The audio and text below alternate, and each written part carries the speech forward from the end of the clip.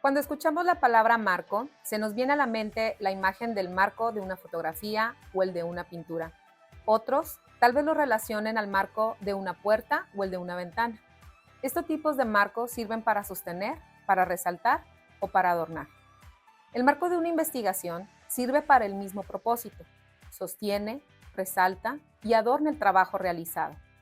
Los cimientos de una casa sostienen la misma. Una mala cimentación hace que una casa se cuartee o inclusive se derrumbe. El marco de una investigación fundamenta la misma. Una mala fundamentación hace que una investigación no se sostenga ante la primera crítica. Se habla de marcos de investigación a los posibles documentos que fundamentan por separado el trabajo a realizar. Existen marco teórico, marco referencial, marco histórico, marco contextual o situacional, marco conceptual. La cantidad de documentos depende de la capacidad de redacción, inferir, relacionar e interrelacionar el tipo de investigación, corriente y nivel de investigación. Un solo documento puede manejar la parte teórica, referencial, histórica, contextual y conceptual. En ocasiones es difícil la inserción de uno de los aspectos, por ejemplo, los antecedentes, es decir, el marco histórico. Se puede manejar dos documentos, uno con el nombre de marco teórico referencial y otro con el nombre de marco histórico. Ustedes también pueden manejar los 5 documentos, pero sean conscientes que será repetitivo. Antes de explicar la dinámica de redacción, donde interrelacionamos todos los aspectos de fundamentación, hablemos sobre los contenidos de cada marco. Marco teórico. En este documento describimos y explicamos el fenómeno que estamos estudiando con base a la teoría o teorías que fundamentan el trabajo y los paradigmas considerados. Marco referencial. Este documento contiene de manera primaria los postulados, principios o proposiciones de la teoría o teorías que basa el estudio. De manera secundaria, se hace referencia a otras investigaciones realizadas del mismo fenómeno o estudios relacionados basados en las mismas teorías. Como complemento, en este apartado, se incluyen declaraciones relevantes de líderes, autores e investigadores respecto al fenómeno estudiado. Marco histórico. En este documento se manejan los antecedentes del problema. Marco contextual o situacional. Si el marco histórico habla del pasado en el contextual, se analiza el presente. En este es sumamente importante el uso de bases de datos. Marco conceptual. Los seres humanos somos subjetivos.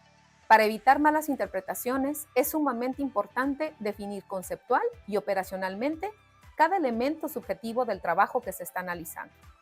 El marco conceptual es un glosario de términos en dos vías, conceptual y operacional. ¿Cómo iniciar? Vuelve a leer.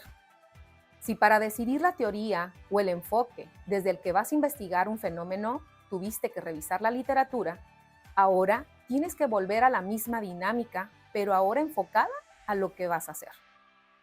Tu investigación debe ser organizada. En el siglo pasado, los investigadores usaban unas tarjetas de papel para hacer fichas de investigación.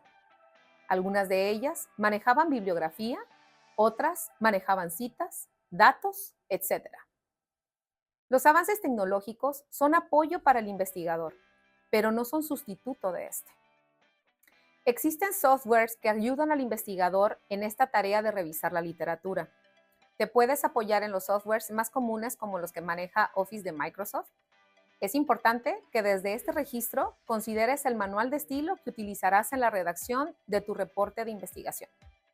Actualmente, la mayoría de las facultades de comunicación en México utiliza el manual de estilo de la American Psychological Association, APA. La revisión de la literatura en un trabajo de investigación es permanente, pero debes decidir cuándo tienes suficiente material para comenzar a escribir. Este paso requiere valor, no debes postergarlo, tienes que avanzar. Como cualquier documento, la estructura de tu documento es entrada, desarrollo y remate. Pero, ¿qué puedes hacer? Tranquilo, Lo que tienes que hacer es explicar el fenómeno que estás estudiando con base a la teoría o el enfoque que elegiste. Cuando lo estés haciendo, tendrás que hacer referencia a los postulados y o proposiciones de la misma, por lo que tendrás que describirlos. Asimismo, comentarás lo que han descubierto otras investigaciones o lo que dicen otros autores. Como estás describiendo el fenómeno actual, tendrás que manejar el estado de las cosas, dando a conocer datos y cifras. Por lo mismo, puedes considerar los antecedentes que dieron lugar a ese estado. Mientras haces todo esto, manejarás términos subjetivos que requieren que lo definas conceptual y operacionalmente para evitar malas interpretaciones. La primera vez que mencionas el término, lo defines. Si después lo vuelves a utilizar, ya no es necesario hacerlo. Algunos autores manejan después un glosario de términos dentro de un apartado llamado anexo. El manejo de tablas, citas textuales e interpretativas se debe de hacer conforme a un manual de estilo. Si en el mismo documento manejas lo teórico, lo referencial, lo histórico, lo contextual y conceptual, solo es necesario un marco, al que denominamos marco teórico referencial.